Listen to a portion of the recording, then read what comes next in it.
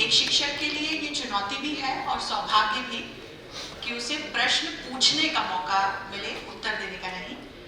और ये चुनौती और सौभाग्य दोनों मुझे आज प्रदान करने के लिए मैं सर्वप्रिय पांचजन्य परिवार का हार्दिक आभार प्रकट करती हूँ और पांचजन्य परिवार को स्थापना दिवस पर अनेकानेक शुभकामनाएं तथा मंगल कामनाएं प्रेषित करती हूँ।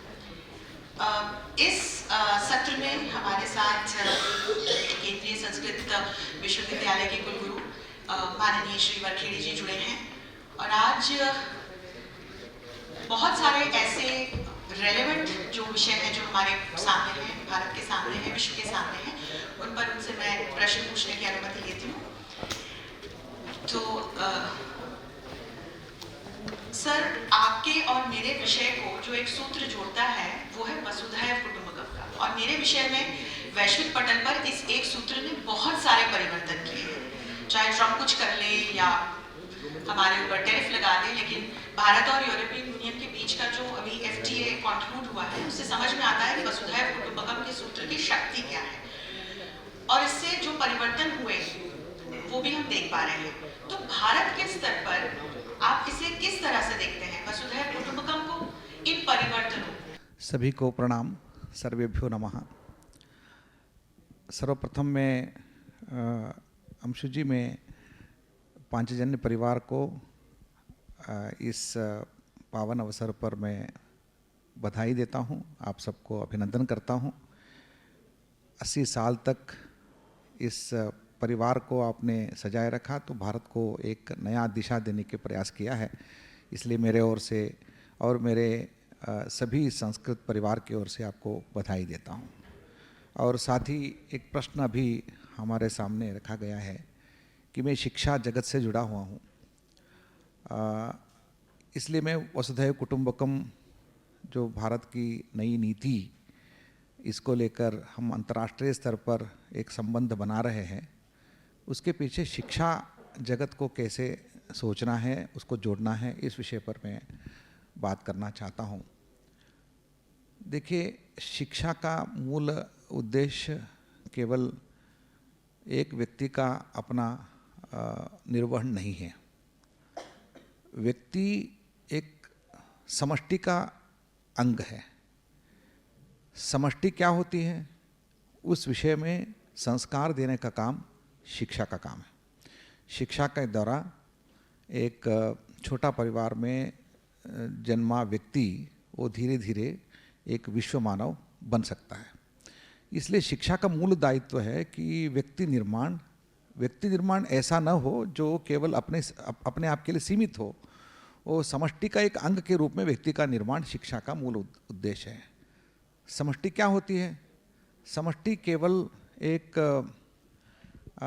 परिवार नहीं, एक गांव नहीं, एक राष्ट्र मात्र नहीं है, अपितु वसुधैव कुटुंबकम एक पूर्ण जगत को, पूर्ण प्रपंच को एक कुटुंब के रूप में, एक परिवार के रूप में, एक समष्टि के रूप में देखने का एक दृष्टि जो है भारत ने दिया है।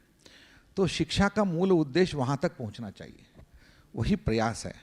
तो इस दृष्टि से मानव निर्माण करना, मानव ही अपनी भाषा के द्वारा ऐसा से सोच सकता है जो पूरे दुनिया को अपना परिवार बना सकता है। क्योंकि बाकी जो जंतुएं होते हैं, प्राणी होते हैं, केवल अपने शरीर संबंध के, जाति संबंध के कारण से वो परिवार बना सकते हैं, लेकिन मानव ही ऐसा एक व्यक्ति है जो भाव से, भाव के दुनिया से, भाषा के दुनिया से किसी बड़ा परिवार को बना सकता है। तो वसुधैव कुटुंबकम बनाने की क्षमता केवल मानव के लिए है। वो शिक्षा के द्वारा, मानव निर्माण के द्वारा वसुधैव कुटुंबकम की नई एक आइडिया हम क्रिएट कर सकते हैं, जिसके द्वारा आज भारत ने एक नया नीति के साथ इसको अंतर्राष्ट्रीय नीति के एक बहुत बड़ा मुद्दा बनाया है, तो विश्व ने उसको स्वीकार किया है। तो ये हमारा शिक्षा का मूल लक्ष्य वसुधैव कुटुंबकम, ऐसा मैं देखता हूँ। और इस वसुधैव कुटुंबकम के साथ साथ कुछ और परिवर्तन हम इस प्रकार के देख रहे हैं जिससे हमारा परिवार, हमारा समाज और न सिर्फ भारत, वैश्विक स्तर पर हमारा जो ये बृहद कुटुंब है, इसमें बहुत सारे जो अभी समस्याएं हम देख पाते हैं, उनके समाधान हम खोज रहे हैं। तो आप इन परिवर्तनों को कैसे देखते हैं? देखिए, शिक्षा के द्वारा परिवर्तन की बात आती है,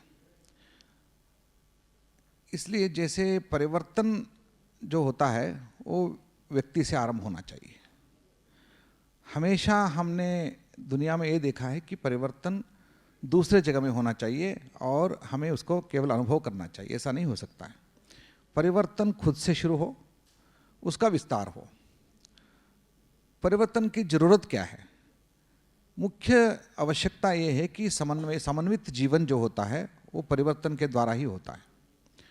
जब परिवर्तन नहीं करेंगे, हम यथावत रहेंगे, चाहे हमारे फॉरेस्ट में एक पेड़ भी हो, वो अपने आप को स्थापित करने के लिए वो अपने आप को परिवर्तन करता है। जिस दिशा में वो प्रवर्धित होने से ये सबके फॉरेस्ट के अन्य वृक्षों के साथ जोड़ सकता है, उतना ही वो परिवर्तन करता है।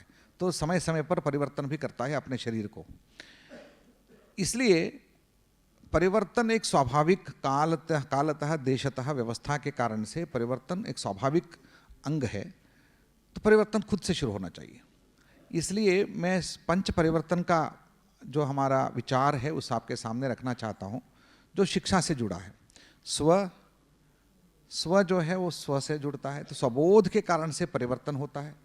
क्योंकि जब तक हम स्वबोध में नहीं, स्व क्या है, मैं कौन हूँ और मेरा दायित्व क्या है, यह जब तक नहीं समझूंगा तो परिवर्तन संभावनीय नहीं है। तो स्व से आरंभ होता है। मैं इसको इस तरह जोड़ता हूँ, स्व, उसके बाद परिवार बोध, परिवार के बाद समाज, समाज के बाद पूरे समग्र राष्ट्र, राष्ट्र के बाद पूरे विश्व, जो प्रकृति से हम जोड़ते हैं। तो इसलिए स्वबोध से आरंभ होता है और परिवार बोध में जाता है। सामाजिक समरसता, समाज बोध उसको बोलते हैं। उसके बाद राष्ट्र के नागरिक के रूप में मेरा कर्तव्य तो राष्ट्रबोध होता है। उसके उपरांत समग्र विश्व, यानी विश्व में केवल मानव मात्र नहीं है, विश्व में सारी प्रकृति है। विश्व में सारी प्राणी, पशु, पक्षी और जितने भी हम जड़ को भी देखते हैं, उस सारे विश्व को लेकर, प्रकृति को लेकर एक प्रकृति के बोध। इस बोध के उपरांत एक दायित्व का बोध, मूल रूप इसमें दायित्व का बोध है। क्योंकि केवल बोध से नहीं होता है, वो दायित्व का बोध से होता है। मेरा दायित्व क्या है, इसमें समाज में मेरा दायित्व क्या है, राष्ट्र में मेरा दायित्व क्या है और प्रकृति के प्रति मेरा दायित्व क्या है। इस दृष्टि से सभी विषयों को हम दायित्व के साथ जोड़ेंगे, तभी परिवर्तन संभव है। क्योंकि दायित्व बोध में एक परिवर्तन होता है। क्योंकि देखिए, माता भूमि पुत्रो अहम, अहम पुत्रो अहम पृथिव्याः, माता भूमि पुत्रः अहम पृथिव्याः। इसमें दो भाग है। ये बहुत प्रसिद्ध वाक्य है, सब लोग जानते हैं हम। माता भूमि ही, ये पूरी पृथ्वी हमारी माता है। लेकिन मातृत्व पृथ्वी में है, इतने मात्र से पर्याप्त नहीं होगा। जब माता है तो हम सब पुत्र हैं, तो समझ में आता है क्यों पुत्रो हम पृथिव्याः, इसको श्रुति ने इसको पृथक रूप से, प्रत्येक रूप से इसको क्यों बोला गया? क्योंकि इसका मतलब ये है कि माता है, इस बोध मात्र से मेरा बोध पूर्ण नहीं होता है। मैं पुत्र हूँ, मेरा पुत्र का दायित्व है, मेरा पुत्र के रूप में मेरा कर्तव्य भी है। यह बोध जब तक नहीं होगा तब तक पृथ्वी को माता के रूप में देखने से कोई लाभ नहीं है। कभी कभी हम माता के रूप में देखते हैं, लेकिन हमारा पुत्र के रूप में हमारा कर्तव्य नहीं होता है। इसलिए उसमें दो भाग है, माता भूमि ही पुत्रः हम पृथिव्याः। तो पुत्र होना भी जरूरी है। इसलिए क्योंकि रिलेशन मोनोडिक नहीं होता है, एक तरफ से डायरेक्शन पे नहीं होता है। पृथ्वी तो हमारी मातृत्व कर रही है, क्योंकि मातृत्व के कारण पृथ्वी में हम जी रहे हैं, वो रिलेशन तो है। लेकिन पुत्र के रूप में मेरे रिलेशन वो एस्टैब्लिश करना बहुत इंपॉर्टेंट है। तो इसलिए समाज में दायित्व हो या राष्ट्र में दायित्व हो या प्रकृति के प्रति दायित्व हो, ये दायित्व बोध में पर्यवसान जब होगा तभी परिवर्तन संभवनीय है। इसलिए मैं पंच परिवर्तन को इसलिए इस रूप से दायित्व के बोध के रूप में देखता हूँ। शिक्षा में मूलतः यह बहुत मुख्य अंश है, ऐसा मैं मानता हूँ। जी, आपने बिल्कुल बहुत सुंदर और सटीक बात कही कि शिक्षा में जब हम परिवर्तन की बात करते हैं तो उसमें भारत माता के पुत्र पुत्रियों की जो भूमिका है वो बहुत महत्वपूर्ण हो जाती है। और जब हम पुत्र पुत्रियों की बात करते हैं तो मैं और आप समझते हैं कि हमारे जेन ज़ी को जिस तरह से देख रहे हैं, पूरे विश्व की कुल आबादी जो है युवाओं की, उसका 22% इस वक्त भारत में है। सबसे बड़ी युवा फोर्स हम हैं ग्लोबल लेवल पे। तो इस जेन जी ने हमारे आसपास तो बड़ी उथल पुथल मचा रखी है। बराबर मैं कैंपस लाइफ को देखते हैं तो कैंपस लाइफ भारत की शिक्षा की दृष्टि से, समाज की, परिवार की, राष्ट्र विकास की दृष्टि से जब हम देखते हैं तो इस कैंपस लाइफ को आप कैसे देखते हैं, जेंजी को कैसे देखते हैं, इनसे जुड़ी कुछ चुनौतियां हैं क्या और क्या संभावनाएं आप देखते हैं? अंशु जी, मैं मेरा गुरुकुल छात्र जीवन का याद करता हूँ। हम सब यहाँ जो बैठे थे, हम भी एक काल में मतलब हमारे तारुण्य में ही थे। तो आज जंजी जो जिस शब्द से हम पुकार रहे हैं उसमें सामान्य तो तारुण्य सबका है। उस काल में इस काल में क्या अंतर है? साधन परिवर्तन हो गया है, हमारे रीच, ग्लोबल रीच परिवर्तित हो गया है और दुनिया का प्रभाव हमें ज़्यादा पड़ रहा है जो हमारे काल में नहीं था, इतनी मात्रा में नहीं था। मेरा गुरुकुल का जीवन को याद करता हूँ। मेरे गुरुकुल शिक्षा पद्धति में हमारे गुरुकुल छात्रावास में हम रहते थे। उस समय का एक सूत्र मैं आपके बताता हूँ। वो एक सूत्र ऐसा था कि हमारे अनुशासन में ऐसा नियम था हमारे गुरुकुल में, आपके आचार स्वातंत्र नहीं है। सुबह 4 बजे उठना है, प्रार्थना करनी है, उसके बाद योग करना है, स्नान करना है, अध्ययन करना है। उसमें कोई स्वतंत्र आपको नहीं है, लेकिन विचार स्वतंत्र। आप नास्तिक हो सकते हो, आपको विष्णु सहस्त्रनाम पारायण करना है। विष्णु सहस्त्रनाम पाठ से और नास्तिकता से कोई संबंध नहीं है। आप समझ रहे मैं क्या कह रहा हूँ? विचार स्वातंत्र था। कोई भी कुछ विचार के अपने विचार के साथ वो बात कर सकता था।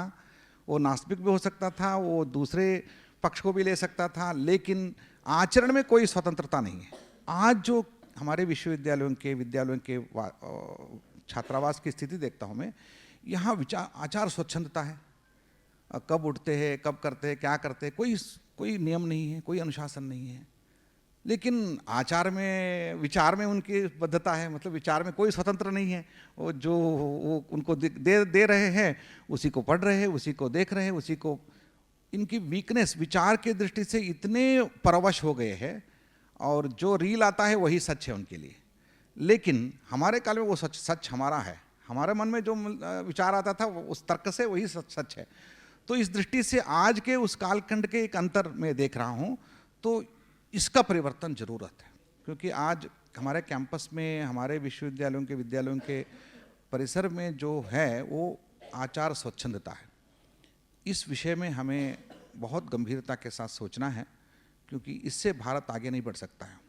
युवा के बारे में एक सूत्र उपनिषद में एक वाक्य आता है, आशिष्ठो दृढ़िष्ठो बलिष्ठ। तो बलवान होना बहुत मुख्य है शरीर से, लेकिन मन से आशिष्ठ दृढ़िष्ठ, मन से दृढ़ होना भी जरूरी है। आप दृढ़ता यानी शरीर की दृढ़ता नहीं है, शरीर का बल है। और मन से दृढ़ होना, एक निश्चय करने के बाद उस निश्चय के प्रति कमिटमेंट के साथ हमें आगे बढ़ना है। और तीसरी बात आशिष्ठ, उनको ऑप्टिमिस्टिक होना जरूरी है। एक एस्पिरेशन के साथ, खुद के नहीं, राष्ट्र के प्रति, हमारे समाज के प्रति एक एस्पिरेशन के साथ आगे जाने की आशा भी रखना है। तो आशा कहाँ से आती है? वो स्पिरिट कहाँ से आती है? वो मन से नहीं आती है, वो आती है आत्मा से, आत्मबल से। जिनका आत्मबल नहीं है, जिनका आध्यात्म ज्ञान नहीं है, वो आशिष्ठ नहीं हो सकता है। आज आध्यात्म दृष्टि का अभाव के कारण से हमारे युवा इतने कमज़ोर है, वो आत्महत्या करने के लिए भी सोचते नहीं है। इसलिए हमारे जितने भी विश्वविद्यालय के कुलपति या आईआईटी के बड़े आईआईटी के डायरेक्टर्स की चिंता क्या है पता है आपको? शिक्षा नहीं है, इनकी देखभाल कैसे करना है। क्योंकि माँ बाप ने ऐसे बच्चों को हमारे कैंपस में भेजा है जिसको अपने आप को, मतलब देखभाल करने के लिए, अपने आप को रक्षा करने के लिए क्षमता नहीं है। ऐसे युवा लोगों को हम कैंपस में भेज रहे, तो माता पिता का दायित्व ज़्यादा है। आप ऐसे अपने पुत्रों को संभालिए, क्योंकि ताकि वो हायर एजुकेशन में जाकर एक अच्छा दुनिया बना सके, खुद को और दुनिया को संभाल सके। तो मैं मानता हूँ आशिष्ठो दृढ़िष्ठो बलिष्ठ, इस सूत्र पर हमें ध्यान देना है। निश्चित तौर पर, और मेरा अगला जो प्रश्न है वो इसी सूत्र को कहीं आगे ले जाता है, उससे जुड़ी हुई नीति है जिस पर मैं आपसे प्रश्न करूंगी। जिन आचारों की उच्छृंखलता को और विचारों के बंधन को या बंधन बनाए जाने को हम आज देख रहे हैं, मुझे लगता है कि 70 वर्षों से भी अधिक समय हमने जो मैकॉले वाली शिक्षा प्रणाली थी उसमें बिताया है, तो इसीलिए शायद हमारे दिमाग अभी भी बंधक बने हुए हैं। लेकिन फिर हमने देखा कि 2020 में भारत सरकार ने राष्ट्रीय शिक्षा नीति 2020 के साथ शिक्षा जगत में एक नए युग में पदार्पण किया, और इसमें फिर अंकपरक शिक्षा की बजाय ज्ञानपरक शिक्षा, शोधपरक शिक्षा, गुरुकुल पर आधारित शिक्षा, जिसके बारे में आपने भी बताया, ये कुछ प्रमुख बिंदु जोड़े हैं। तो इसे आप किस तरह से देखते हैं, और इससे भविष्य के भारत का हम के निर्माण की ओर बढ़ रहे हैं इसको? शायद आज के दुनिया में शिक्षा में इतना बड़ा परिवर्तन भारत जैसे देश में जो हम करने जा रहे हैं, उसका अनुष्ठान का आरंभ हो चुका है, यज्ञ का आरंभ हो चुका है, ये बहुत बड़ी बात है। दुनिया के किसी राष्ट्र ने इस तरह का धैर्य नहीं किया है। तो हम अपने आप को एक बधाई देना चाहिए। पिछले 5 साल से राष्ट्रीय शिक्षा नीति को लेकर केवल सरकार नहीं, शिक्षा के सभी जुड़े हुए जितने भी स्टेक होल्डर्स हैं, वो सब ने मिलकर एक काम कर रहे हैं। उसमें माता पिता भी हैं, स्वयं छात्र हैं, विद्यार्थी भी जुड़े हैं, और शिक्षा संस्थान जुड़े हैं, साथ ही सरकारें भी। तो कुल मिलाकर हम सब एक बड़ी राष्ट्रीय शिक्षा नीति को अनुष्ठान करने में जा रहे हैं। इसमें 2 बात आपने कही। एक मैकॉले शिक्षा पद्धति, जिसमें हम सबका जो शिक्षा हो गई है उसी में हो गई है। मुझे लगता है कि मैकॉले की जो शिक्षा पद्धति है वो भारत के लिए नहीं है। हमारे पुराण में भी, इतिहास में भी ऐसा हुआ है। जैसे आपने सुना होगा कि हिरण्यकशिपु की कहानी, हिरण्यकशिपु की जो शिक्षा पद्धति थी वो मैकॉले शिक्षा पद्धति जैसी ही थी। वो बिल्कुल दास बनाने के लिए, मतलब जितने भी उनके संस्थान, उनके साम्राज्य में 2 लोग थे, एक अपने राक्षस परिवार और दूसरे बाकी जितने भी देव मानव है, वो सारे देव मानव को वश में रखने के लिए उनकी शिक्षा पद्धति, उन्होंने जो शिक्षा पद्धति अपनाई है, उनको दास्य भाव उनमें आने के लिए। और जो राक्षस थे उनमें तो ईश भाव आना चाहिए, हम तो पालने वाले हैं। इसलिए 2 शिक्षा पद्धति को लेकर उन्होंने काम किया हिरण्यकशिपु ने। राक्षस बालकों को एक शिक्षा पद्धति है और मानव और देव के लिए दूसरी शिक्षा पद्धति है। तो शिक्षा पद्धति यही है। उसके बाद उसके सामने जो शिक्षा पद्धति आई वो प्रहलाद की शिक्षा पद्धति है। प्रहलाद ने ऐसी शिक्षा पद्धति को अपने पिता के सामने रखा, उन्होंने स्वीकारा नहीं, हिरण्यकशिपु ने स्वीकारा नहीं। बाद में क्या हुआ वो कहानी बात अलग है।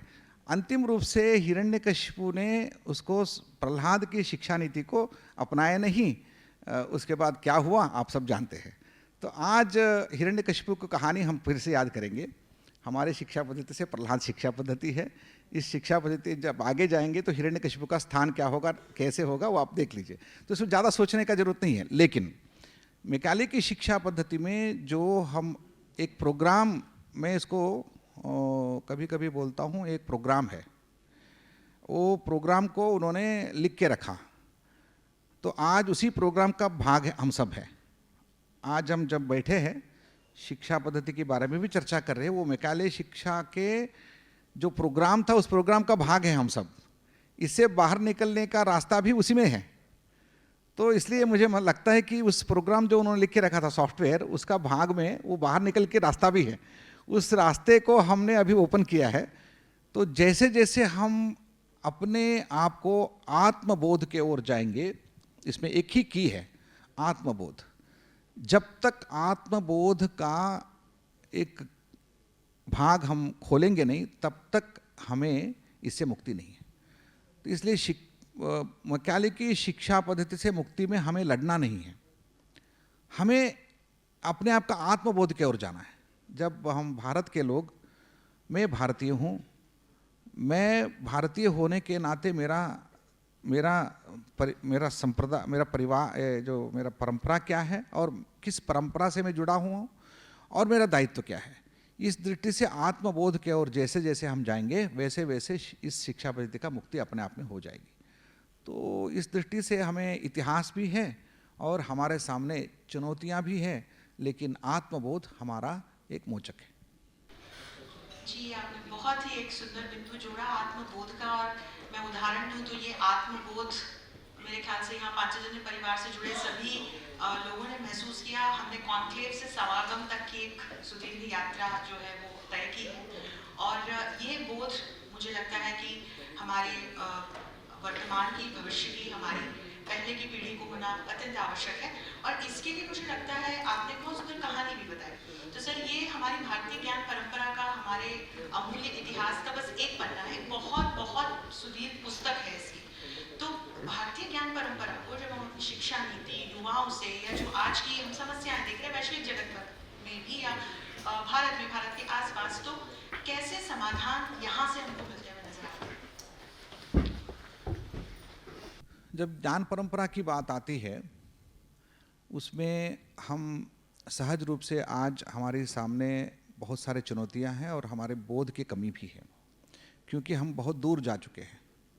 इतना दूर जा चुके हैं कि हम अपने ज्ञान परंपरा को एक फॉरेन नज़रिया से देखते हैं। हम मतलब अपनी ज्ञान परंपरा को यदि पढ़ने के लिए अभी आज पुस्तक चाहिए मुझे विदेशी लोगों ने जो व्याख्यान किया है उसी ग्रंथों के आधार पर हम लिखेंगे, या तो विदेशी लोगों ने जैसे हमारी ज्ञान परंपरा का व्याख्या किया है उसके प्रभावित हिंदी या स्थानीय भाषा के ग्रंथों को हम देखते हैं। ये बहुत प्रॉब्लमेटिक है।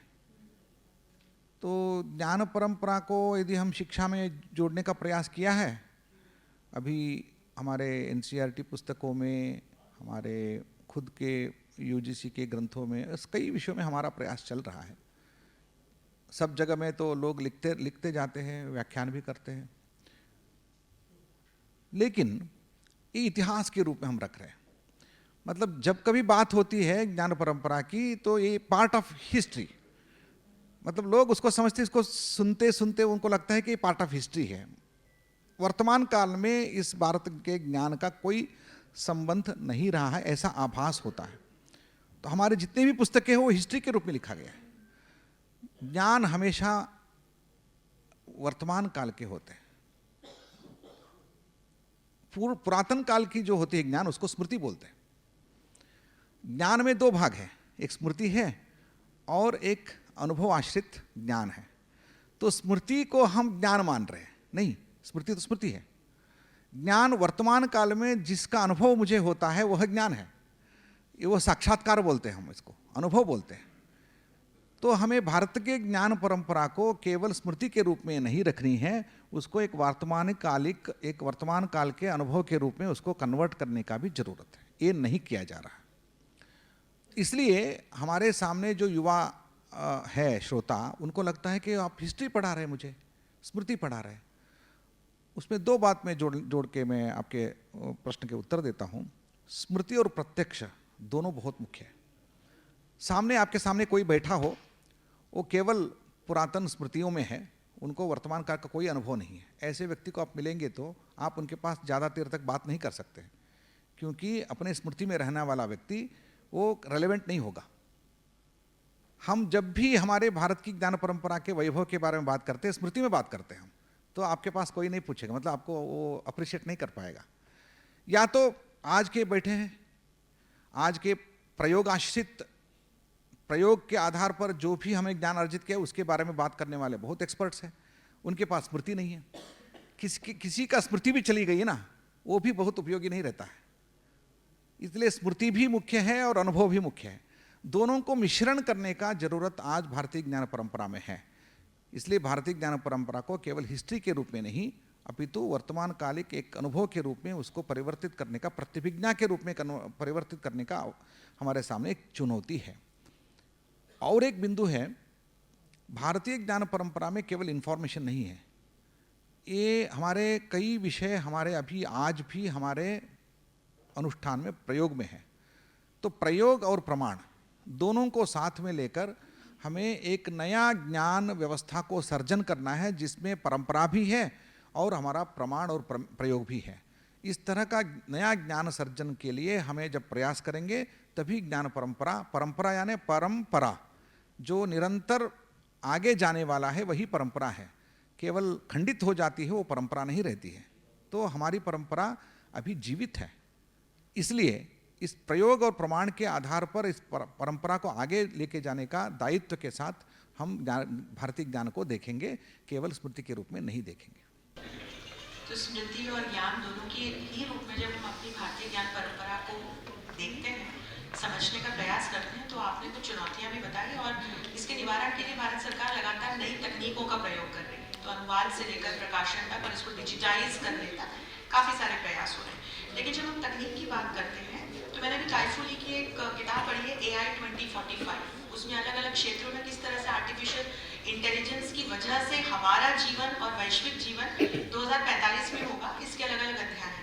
और पढ़ के थोड़ा, मैं सच कहूँ ऑनेस्टली, मैं डर गई।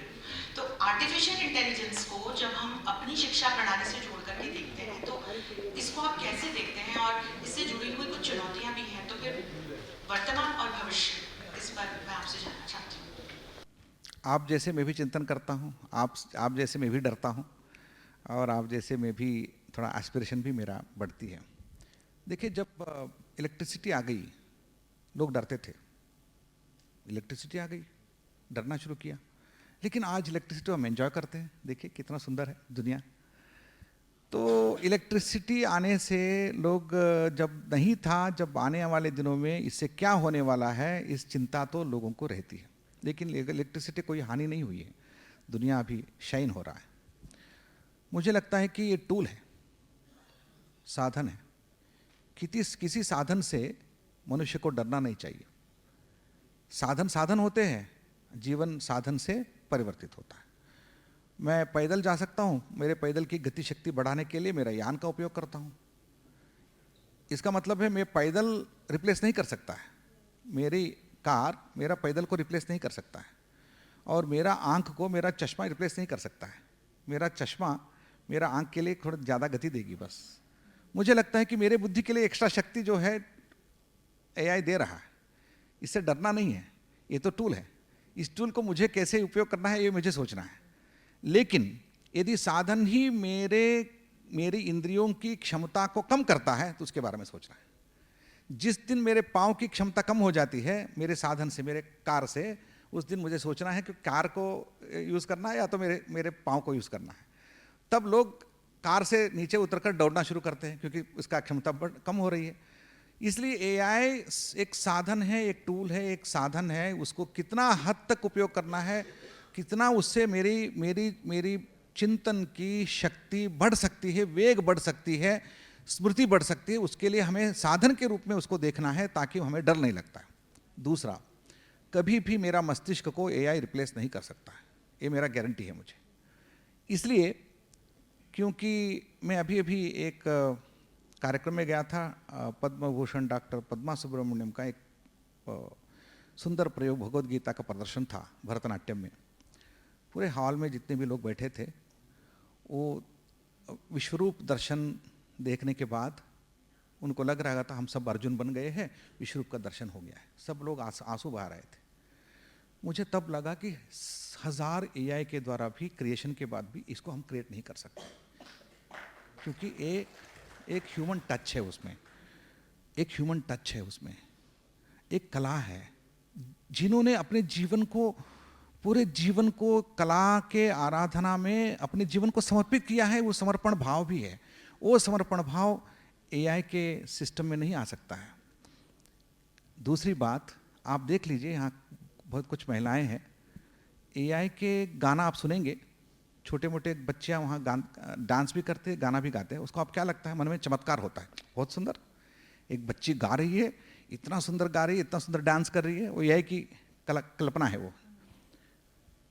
आप अपनी बेटी जब गाती है, अपनी बेटी जब डांस करती है, आपको आनंद होता है, चमत्कार नहीं होता है। AI करता है तो चमत्कार होता है, खुद के मानव करता है तो आनंद होता है। ये अंतर आप AI से नहीं कर सकते हैं। AI और मनुष्य का अंतर है। तो शिक्षा में AI और आज की दुनिया में AI मुझे बहुत बड़ा, मेरे लिए चमत्कार है। और मेरा एक बहुत बड़ा ब्रह्म राक्षस, आप जानते हैं पुराणों में ब्रह्म राक्षस मिलते थे। ब्रह्म राक्षस जब मिलता है तो उनसे काम करने के तरीका यदि कोई जानता है तो बलवान होता था। उसके बारे में एक कहानियां हैं ब्रह्म राक्षस को वश में रखने वाला। तो मुझे लगता है कि भारत को ब्रह्म राक्षस को वश में रखना चाहिए, तभी वश में रख सकते हैं हम आत्मबल को कम नहीं होना है, आत्मबल हम ज़्यादा करेंगे तब ब्रह्म इसलिए ब्रह्म राक्षस को वश में रखने का तरीका क्या है? केवल तपस्या है। आप तपस्या करो, आत्मबल ज़्यादा बढ़ाओ, ब्रह्म राक्षस आपके हाथ में रहेगा। जिस दिन ब्रह्म राक्षस के पीछे जाएंगे उस दिन हमारा नाश हो जाएगा। तो उस दृष्टि से हमारे दृष्टि को बदलना है। मुझे लगता है कि एआई मेरे लिए बहुत बड़ा साधन है, मैं उसको यूज़ करना चाहिए, सारे तंत्रज्ञान को यूज़ करना चाहिए, आत्मबल के साथ, इंद्रिय बल के साथ। और आपकी इतनी सुंदर ज्ञान वर्षा में अपने विषय का एक बिंदु मैं भी जोड़ दूं कि बिल्कुल इस ब्रह्म राक्षस को वश में रखने का काम भारत ही कर रहा है। वैश्विक स्तर पर एआई समिट का प्रणेता है भारत, अभी हमने होस्ट किया है, और एआई नियमन को लेकर के वैश्विक स्तर पर जितने भी नियम बन रहे हैं उसमें एक प्रणेता की भूमिका भारत ही निभा रहा है। तो मुझे भी आशा है कि इसे वश में रखते हुए हम इसकी सकारात्मक जितनी भी खूबियां हैं उनका उपयोग कर पाएंगे। मैं चाहती थी ये ज्ञान वर्षा अनवरत जारी रहे, लेकिन समय की सीमा है और मेरे सामने बहुत सारे सुधीजन इस वक्त बैठे हुए हैं। तो यदि कोई प्रश्न पूछना चाहता है सर से तो आप अपना माइक ऑन करके प्रश्न पूछ सकते हैं। सर, आपने मकौले की बात की, मैं ये कहना चाहता हूँ कि मकौले था उसने लास्ट में अपने भाषण के लास्ट में कहा था कि अगर हम ये शिक्षा प्रणाली भारत में लागू करते हैं तो हमें भारत छोड़ना भी पड़ सकता है। ये लास्ट वर्ष था, इसको पता था कि भारतीय शिक्षा आ गई तो छोड़ना वही हुआ। ब्राइटन बिल्डिंग जो थी कलकत्ता में, तो मतलब उसमें वही लोग बैठते थे जो इंग्लिश पढ़ के और वो टाइपिंग करते थे या सरकार के ऑर्डर जो है वो निकालते थे। तो क्या आपको ये नहीं लगता कि मकौले के बारे में जो एक गलत अवधारणा है कि उसने ये किया वो किया, उसने क्या इंग्लिश सिखा के लोगों को सिखाया नहीं कि मतलब फ्रीडम के लिए लड़ना चाहिए। सुभाष चंद्र बोस इंग्लिश पढ़ते थे, जानते थे, नेता मतलब वो जो सारे जो नेता थे उस समय के सभी इंग्लिश पढ़ते थे और जानते थे। तो इसके ऊपर आप क्या करें? ये सच है। देखिए, ब्रिटिश की शिक्षा पद्धति भारत में जब आई, हम इतिहास सब जानते हैं, वही अस्त्र हमारे लिए स्वतंत्रता के लिए बनी। भारत के स्वतंत्रता के लिए ब्रिटिशों का शिक्षा ही एक हमारे लिए बल बन गया, सच है वो। लेकिन उनको ये भी पता था कि ये अंग्रेजों से मुक्ति प्राप्त करेंगे, लेकिन अंग्रेजी से मुक्ति प्राप्त नहीं करेंगे, ये गारंटी था। ब्रिटिशों से मुक्ति हो सकती है, हो गई है, लेकिन इंग्लिश से मुक्ति नहीं मिली है। तो उनको ये पता था कि ये जो बंधन होगा हम नहीं रहेंगे उनके ऊपर, लेकिन वो खुद को अपने आप को बंधन में रखेंगे, ये गारंटी था। आज मैकाले शिक्षा पद्धति से हमें स्वतंत्रता मिली है, ये बात सच है, लेकिन ब्रिटिश सत्ता से स्वतंत्रता मिली है, लेकिन ब्रिटिश व्यवस्था से स्वतंत्रता नहीं मिली है। हमें ब्रिटिश सत्ता से, ब्रिटिश नीति से, व्यवस्था से, दोनों से मुक्ति चाहिए। ब्रिटिश सत्ता से मुक्ति प्राप्त करना लक्ष्य मात्र नहीं था हमारे स्वतंत्रता सेनानियों का। तब भी वो हमेशा बात करते थे सत्ता आज चलेगी, लेकिन बाद में भी उनकी सत्ता का जितनी व्यवस्थाएं हैं, व्यवस्थाएं वैसी रहेगी। उसको निकालने के लिए हमें समय देना चाहिए। आज हमारी व्यवस्था में ब्रिटिश से दूर है, लेकिन ब्रिटिश व्यवस्था से हम बंधित हैं। इंग्लिश सत्ता चली गई है, लेकिन इंग्लिश यहाँ सत्ता कर रही है। तो हमें मुक्ति चाहिए नहीं चाहिए? तो मुक्ति चाहिए। क्यों चाहिए? मुक्ति जो है वो केवल व्यवस्थात्मक मुक्ति नहीं है। हमें अपने आप को एक आनंद अनुभव करना है, खुद का यदि अनुभव करना है तो माया निवारण मात्र से मुक्ति नहीं मिलती है, स्वात्मबोध से मुक्ति मिलती है। माया चली गई, सब लोग मुक्त हो गए, ऐसा नहीं होता है। माया चली गई, लेकिन खुद मुक्त होने के लिए स्वात्मबोध भी चाहिए। तो इसलिए आज हमें स्वात्मबोध की शिक्षा की ओर जाना चाहिए। केवल मैकाले की व्यवस्था को दूर करने के लिए शिक्षा नहीं चाहिए, उससे नहीं होगा। वो हमारा लक्ष्य भी नहीं होना चाहिए। हमारा लक्ष्य भारत को बनाना है। हमारे देश में अभी दो देश जी रहे हैं, इंडिया और भारत, दो दुनिया है। उसमें एक दुनिया को बनाना है, भारत को बनाना है, इसलिए शिक्षा चाहिए। नमस्कार, मैं यहाँ से बोल रहा हूँ। आदरणीय कुलपति जी, चूंकि आप केंद्रीय संस्कृत विश्वविद्यालय को अभी मार्गदर्शन दे रहे हैं, तो अभी मैकले की हम बात कर रहे हैं शिक्षा व्यवस्था की, और ये जो यूजीसी का नया बिल आया और इस पर इतना विवाद हुआ, तो इसको आप किस परिप्रेक्ष्य में देखते हैं? आप तो पढ़ रहे थे यूजीसी का, तो क्या आया है क्या गया है? नहीं, आपको पता होगा, बिकॉज काफी अभी चर्चा में है, और मुझे लगता है कि समाचार पत्रों के माध्यम से बिकॉज काफी चूंकि उच्च शिक्षण संस्थानों में जो शिक्षकों को बांटने के रूप में इसको देखा जा रहा है। हाँ, मैं उत्तर देता हूँ। अभी विषय कोर्ट में है, तो कोर्ट का आदेश के अनुसार हमें करना होगा, कोई उसके ऊपर कमेंट नहीं कर सकता हूँ। लेकिन हमारा दायित्व क्या है उसके ऊपर मैं बोल सकता हूँ। हमारा दायित्व है समाज में समरसता, सामाजिक दायित्व के साथ सबको, सभी भारतीय नागरिक को काम करना चाहिए। उसमें सब हम प्रतिबद्ध होना चाहिए। उसमें किसी का सामाजिक समरसता को लक्ष्य रखते हुए हम सबको एक संयम के साथ काम करना होगा, सबको संयम के साथ व्यवहार करना होगा, ये हमारा दायित्व है। नमस्कार, मैं अरुण पांचेले से संस्कृत शिक्षा के बारे में धारणा बनाई जा रही थी, उसके विद्यार्थी कम हो रहे हैं। कैसे पिछली बार दिल्ली विश्वविद्यालय में कहा गया कि संस्कृत की सीटें खाली रह गई, तो क्या ऐसा सच में है या जरा बताएं। तो संस्कृत शिक्षा के बारे में आप स्टैटिस्टिक्स जब देखेंगे तो आज बदल गई है। संस्कृत शिक्षा में स्टैटिस्टिक्स बदल रही है। तो मैं जब केंद्रीय संस्कृत संस्थान राष्ट्रीय संस्कृत विश्वविद्यालय का दायित्व निभाया, उस समय 6000 हमारे छात्र थे, आज 12000 हैं। तो संस्थान की गति भी बढ़ रही है। केवल एक संस्थान के बारे में बात नहीं कर रहा हूँ मैं, सभी विश्वविद्यालय में अभी संख्या बढ़ रही है। तो उसमें आपको पूछना चाहिए डिमांड रेशियो और कितने लोग आ रहे हैं। संख्या बढ़ने से वो बात नहीं कर रहा हूँ, संख्या तो बढ़ रही है, लेकिन डिमांड रेशियो कितना है, डिमांड रेशियो ज़्यादा है कम है, इस विषय पर यदि देखेंगे तो संस्कृत विद्या, शास्त्र विद्या जो है उसमें बहुत बड़ा डिमांड है, ऐसा नहीं बता सकता हूँ मैं। लेकिन मैंने जो देखा 20 साल के जो अंतर में जो देखा है, उस परिवर्तन को आपके सामने बताता हूँ। पहले एक परिवार से, एक कोई समुदाय से, एक कोई विशेष आसक्ति से छात्र आते थे, आज ऐसी स्थिति नहीं है। और आज ऐसे ऐसे छात्र हमारे सामने हैं जो इंजीनियरिंग मेडिकल में रैंकिंग प्राप्त करते हुए उसको छोड़ के आए हैं, और मेडिकल के बाद भी आए हैं, इंजीनियरिंग के बाद भी आए हैं, और कई अपने अपने क्षेत्र को छोड़कर संस्कृत विद्या में आ रहे हैं। तो इसका मतलब है जो डिमांड है वो क्वालिटेटिव डिमांड है, मतलब क्वालिटी की डिमांड है।